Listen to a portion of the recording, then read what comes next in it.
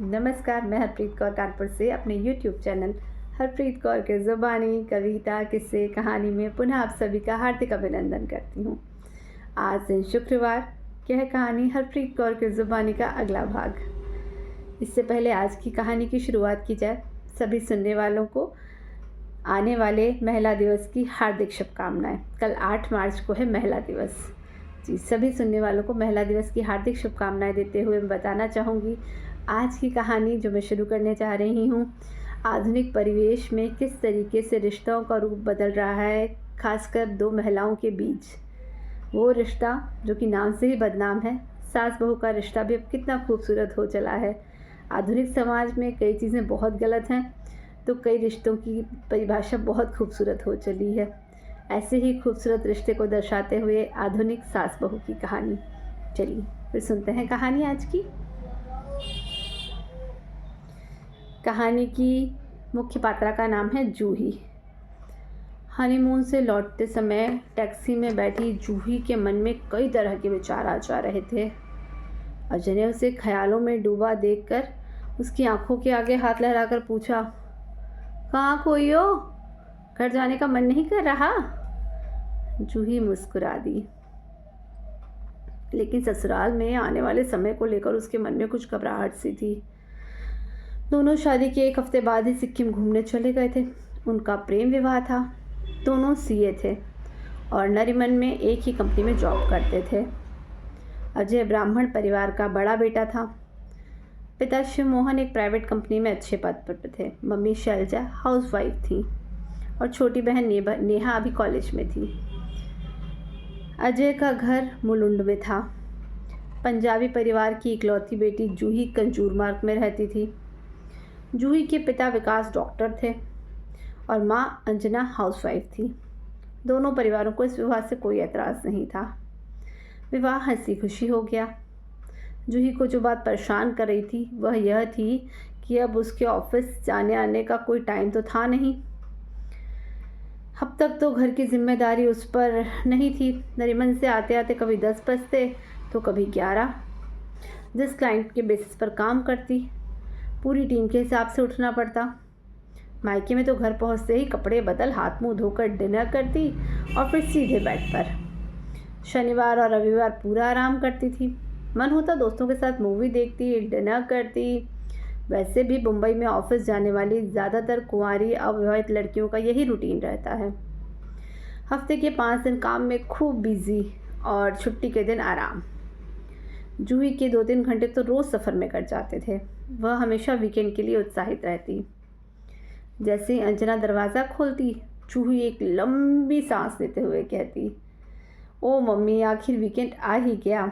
अंजना को उस बच्ची पर बहुत स्नेह आता कि बेचारी कितनी थकान होती है पूरा हफ्ता।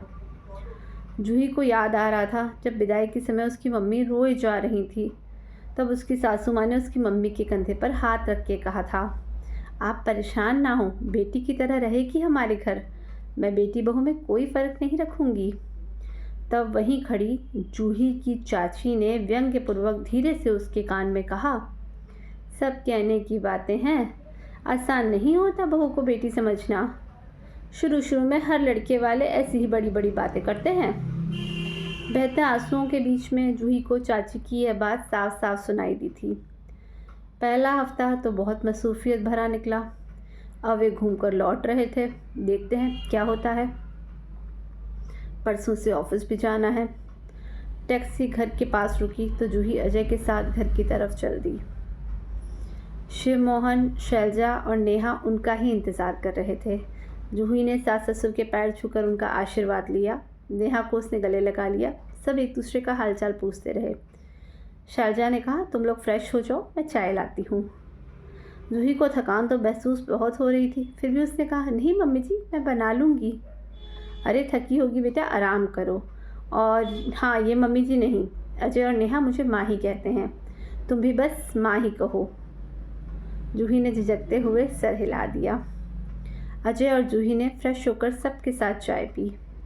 थोड़ी देर बाद शैलजा ने पूछा, जूही डिनर में क्या खाओगी? माँ, जो बनाना है बता दे, मैं हेल्प करती हूँ। मैं बना लूँगी, लेकिन माँ मेरे होते हुए हंस पड़ी शैलजा। तुम्हारे होते हुए क्या, अभी तक मैं ही बना रही हूँ और मुझे कोई परेशानी भी नहीं है। कहकर शैलजा किचन में आ गई तो जूही भी मना करने के बावजूद उनका हाथ बटाती रही। अगले दिन की छुट्टी बाकी थी। शिव मोहन ऑफिस और नेहा कॉलेज चली गई। जूही अलमारी में अपना सामान लगाती रही। सब अपने अपने काम में व्यस्त रहे। अगले दिन साथ ऑफिस जाने के लिए अजय और जूही उत्साहित थे। दोनों लोकल ट्रेन से ही जाते थे। हल्के फुल्के माहौल में सबने डिनर साथ किया। रात के सोते समय शिव मोहन ने कहा, कल से जूही भी लंच ले जाएगी ना? हाँ, क्यों नहीं। इसका मतलब कल से उसकी किचन की ड्यूटी शुरू। ड्यूटी कैसी? जहाँ मैं अब तक 3 टिफिन पैक करती थी अब 4 कर दूंगी, क्या फ़र्क पड़ता है? शिव मोहन ने प्यार भरी नज़रों से शैलजा को देखते हुए कहा, ममतामयी सास बनोगी, इसका कुछ अंदाज़ा तो था मुझे। आपसे कहा था ना कि जूही बहू नहीं बेटी बनकर रहेगी इस घर में। शिव मोहन ने उसे छेड़ते हुए कहा, लेकिन तुम्हें तो बहुत कड़क सास मिली थी। शैलजा ने फीकी हंसी हंसते हुए कहा, इसीलिए तो जूही को उन तकलीफ़ों से बचाना है जो मैंने खुद झेली हैं। छोड़ो, वह अम्मा का पुराना ज़माना था, उनकी सोच अलग थी। अब तो वे नहीं रही, अब उन बातों का क्या फ़ायदा। अजय ने बताया था जूही को पनीर बहुत पसंद है, कल उसका पहला टिफ़िन तैयार करूँगी, पनीर ही बनाऊँगी, खुश हो जाएगी बच्ची। शिव मोहन की आंखों में शैलजा के लिए तारीफ़ के भाव उभर आए। सुबह अलार्म बजा। जूही जब तक तैयार होकर किचन में आई तो वहाँ 4 टिफ़िन पैक किए रखे थे। शैलजा डाइनिंग टेबल पर नाश्ता रख रही थी। जूही शर्मिंदा सी बोली, माँ आपने तो सब कर लिया। हाँ बेटा, नेहा जल्दी निकलती है, सब काम साथ ही हो जाता है, आओ नाश्ता कर लो। कल से माँ मैं और जल्दी उठ जाऊँगी। सब हो जाएगा बेटा, इतना मत सोचो, अभी तो मैं कर ही लेती हूँ। तबीयत कभी बिगड़ेगी तो करना ही होगा और आगे आगे तो जिम्मेदारी संभालनी ही है। अभी ये दिन आराम से बिताओ, खुश रहो। अजय भी तैयार होकर आ गया था। बोला, माँ लंच में क्या है? पनीर। जूही तुरंत बोली, माँ यह मेरी पसंदीदा डिश है। अजय ने कहा, मैंने ही बताया है माँ को। माँ अब क्या अपनी बहू की पसंद का ही खाना बनाओगी? जूही तुनकी माँ ने कहा है ना, उनके लिए बहू नहीं बेटी हूँ। नेहा ने घर से निकलते निकलते हंसते हुए कहा, माँ भाभी के सामने मुझे मत भूल जाना। शिव मोहन ने भी बातों में हिस्सा लिया।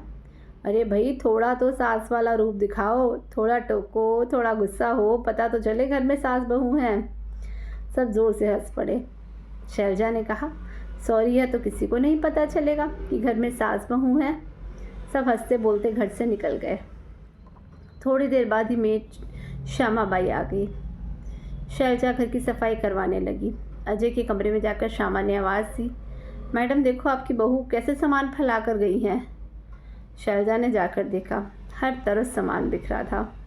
उन्हें हंसी आ गई। श्यामा ने पूछा, मैडम आप हंस रही हैं?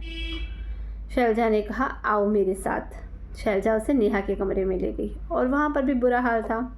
शैलजा ने कहा, यहाँ भी वही हाल है ना, तो चलो हर जगह सफाई कर लो जल्दी। श्यामा 8 सालों से यहाँ काम कर रही थी, अच्छी तरह समझती थी अपनी शांति पसंद मैडम को, अतः मुस्कुराते हुए अपने काम में लग गई। जूही फ़ोन से अपने मम्मी पापा के संपर्क में रहती ही थी। शादी के बाद ऑफिस का पहला दिन था। रास्ते में ही अंजना का फ़ोन आ गया। हाल चाल के पद पूछा, आज तो सुबह कुछ काम भी किए होंगे। शैलजा की तारीफ़ के पुल बांध दिए जूही ने। तभी अचानक जूही को कुछ याद आया। बोली, मम्मी मैं बाद में फ़ोन करती हूँ। फिर तुरंत सासू माँ को फ़ोन मिलाया। शैलजा के हेलो कहते ही तुरंत बोली, सॉरी माँ, मैं अपना रूम बहुत बुरी हालत में छोड़ आई हूँ, याद ही नहीं रहा। श्यामा ने ठीक कर दिया है। सॉरी माँ, कल से सब आ जाता है धीरे धीरे, परेशान मत हो। शैलजा के स्नेह भरे स्वर पर जूही का दिल भर आया। अजय और जूही दिन भर व्यस्त रहे। सहकर्मी बीच बीच में दोनों को छेड़कर मज़ा लेते रहे। दोनों रात 8 बजे ऑफिस से निकलते तो थकान हो चुकी थी। जूही का तो मन कर रहा था सीधे जाकर बेड पर लेटे, लेकिन वह मायका था, अब ससुराल है। 10 बजे तक दोनों घर पहुँचे। शिव मोहन, शैलजा और नेहा डिनर कर चुके थे। उन दोनों का टेबल पर रखा था। हाथ धोकर जूही खाने पर टूट पड़ी। खाने के बाद उसने सारे बर्तन समेट दिए। शैलजा ने कहा, तुम लोग अब आराम करो, हम भी सोने जा रहे हैं। शैलजा लेटी तो शिवमोहन ने कहा, तुम भी थक गई होगी ना। हाँ बस सब सोना ही है, काम भी तो बढ़ गया होगा। कौन सा काम? अरे एक और टिफ़िन। 6 की जगह 8 रोटियां बन गई तो क्या फ़र्क पड़ा, सबकी बनती ही हैं। और आज तो मैंने दोनों का टिफ़िन अलग अलग बना दिया, कल से एक साथ ही पैक कर दूंगी। खाना बच्चे साथ ही तो खाएंगे। जूही का खाना बनाने से मुझ पर कोई अतिरिक्त काम आने वाली बात है ही नहीं। तुम हर बात को इतनी आसानी से कैसे ले लेती हो शैल? शांति से जीना कोई बहुत मुश्किल काम नहीं है, बस हम औरतें ही अपने ज़िद में आकर अक्सर घर की अशांति का कारण बन जाती हैं। जैसे नेहा को भी अभी कोई काम करने की आदत नहीं है, वैसे ही वह बच्ची भी तो अभी आई है। आजकल की लड़कियां पहले पढ़ाई फिर करियर में व्यस्त रहती हैं। इतना तो मैं समझती हूँ, आसान नहीं है कामकाजी लड़कियों का जीवन। अरे मैं तो घर पे रहती हूँ, थक भी गई तो दिन में थोड़ा आराम कर लूँगी। कभी नहीं कर पाऊँगी तो श्यामा है ही, किचन में हेल्प कर दिया करेगी। जूही पर घर के भी कामों का क्या दबाव डालना। नेहा को ही देख लो, कॉलेज और कोचिंग के बाद कहाँ हिम्मत होती है कुछ करने की। ये लड़कियां घर के काम तो समय के साथ साथ खुद ही सीखती चली जाती हैं, बस थोड़ा सा समय लगता है। शैलजा अपने दिल की बातें शेयर कर रही थी। अभी नई नई आई है, आते ही किसी बात पर मन दुखी हो गया तो बात दिल में कांटा बन के रह जाएगी, जो हमेशा चुभती रहेगी। मैं नहीं चाहती उसे किसी बात की चुभन हो। कहकर वे सोने की तैयारी करने लगी। बोली, चलो अब सो जाते हैं। उधर अजय की बाहों का तकिया बनाकर लेटी जूही मन ही मन सोच रही थी। आज शादी के बाद ऑफिस का पहला दिन था। माँ के व्यवहार और स्वभाव में कितना स्नेह है।